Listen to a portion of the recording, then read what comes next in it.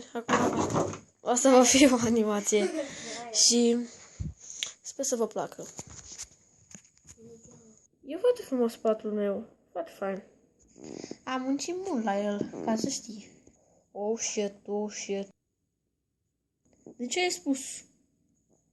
Oh shit. Salutare! Run. Vai, până mea. Vai, am scăpat de ea în sfârșit. Câteva scăpăm. Sper că nu mai vine aici. Peste 5 minute. Oh shit. Run. Și acum fugeam. Ce țin nu mai e și ăsta?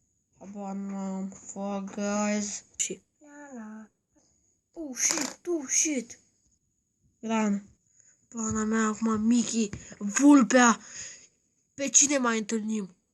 Peste aproximativ o oră și jumătate. Unde am ajuns? Nu știu, cred că o să murim. Nope, eu nu fac așa. De ce? Nu, totuși nu vreau să mor.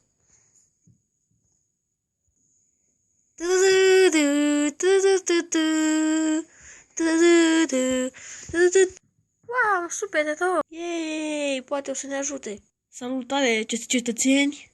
Hi, guys! Cu ce vă pot ajuta? Păi ne-am pierdut și nu știu unde suntem. Păi, nici eu nu știu unde suntem, dar na. Totuși, călătoresc prin lume. Uite, vedeți asta? Aia este Superman. Da, o știm de la desene animate și de la filmulețe de pe calculator, da. După 5 minute. Bun. Mai vedem ce facem. Surprise! Chema mea bună, cam atât va fi. La revedere. Like and share.